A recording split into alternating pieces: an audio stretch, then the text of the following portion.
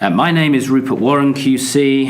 I'm a barrister and joint head of chambers at Landmark Chambers, and I have pleasure in introducing Kathryn Hall, who is the Chief Executive of Mid-Sussex District Council, based in Haywards Heath, with whom I've been working extensively on the promotion of the local plan over the past 2 years.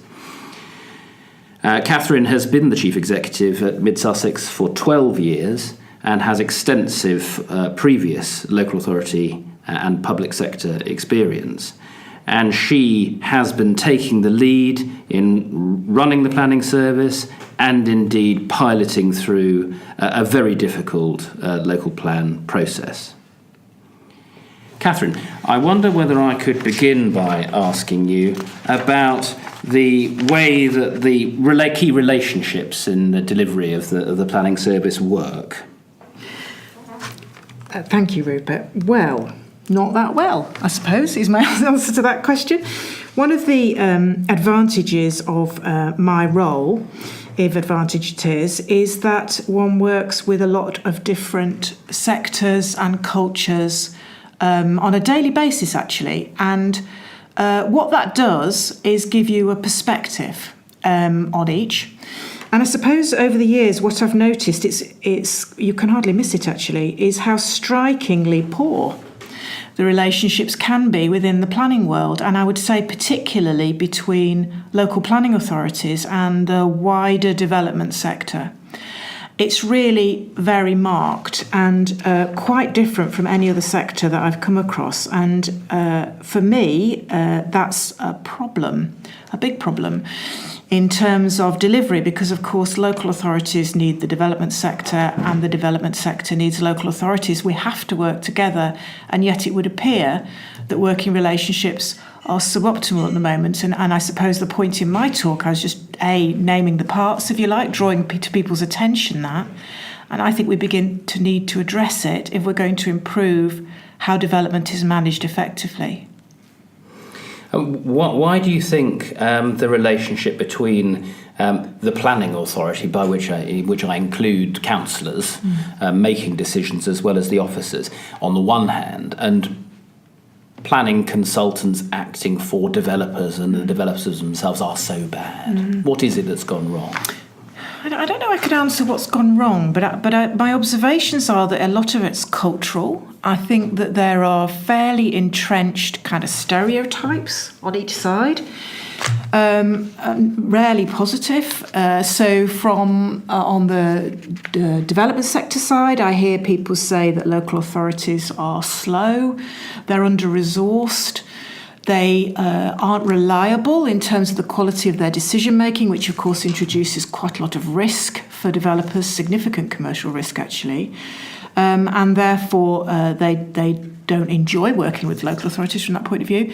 And I think from the local authorities' point of view that they feel they lack trust and confidence in the development sector to build things out in the way they initially promise. And certainly one or two poor experiences for the developments for the local authority can mean that they become very cautious and sceptical about how developers will build things out on the ground. I've got a lot of practical examples of how that's happened, and I think the effect of that is that people get rather entrenched. They start a relationship from a negative point of view rather than a positive one. They start with a stereotype of what a local authority is like before they even get to know it. And that gets in the way, I think, of delivery, and actually it doesn't make for good business either. I mean, who can fix this? I mean, is this something for central government to take a lead on, or is it something for people who are working within authorities to take a lead on? So I would love to think that central government might take a bit of a role, but I honestly think that's quite unlikely based on things to date. And of course, from my position, certainly can do little or nothing about how the development sector responds to that relationship. That's a matter for them. But I do think people like me doing the job I do could do more from our side. And I think a practical, small, might be a marginal improvement, but a practical improvement that we could make might be to encourage more senior officers within local authorities to take a much keener interest in planning matters and bring to the table some of the skills that they have in terms of political management and relationship management to try to address some of the issues that we face. But essentially, if these are cultural issues, these are not going to go away overnight. It's going to take a long time. But it would be good, wouldn't it, to even spot the problem and begin on that journey. Indeed, and one of the points, without going to the very difficult substance of some of those issues, so limited companies having to maximise their profit and being key players in the process, they've got a perfect justification for being aggressive and being tactical with local authorities. But one of the issues potentially is the narrative, isn't it? Who is controlling the narrative, who says what to whom, and there isn't much benefit to the developers to do that. So perhaps that's an area where government and local government can begin to tell the story in a slightly different way. I think so. I think that's important in terms of particularly restoring or some confidence that local people have in the process, because I feel that that's kind of at a bit of low, really, and given it's an open public process, they should be central to it. They seem to be rarely in that position. But also, Rupert, I wonder whether actually it isn't in the interest of developers to look at this too, because I think whilst perhaps the market operates in such a way now that they don't need to, but it seems to me that poor relationships do make for poor business, and surely it's in their interest, given their commercial drivers, to improve things if that could have an effect on the bottom line, which I would have thought it has the potential to do. Yes, and if one were to make some progress on the relationship between the development industry and the decision makers and the officers, there's then the residual problem of the authority are in quotes in bed with the developers, yes, and the legitimacy of the outcome being questioned. So there has to be, doesn't there, some narrative that local people and local stakeholders can understand. Yes, so who's going to produce that? Well, I think there's a key role for local authorities in that, and in their community leadership role. That ought to be something that they take an interest in. It's hard to do, though, I'd have to say. It's very difficult to do that right.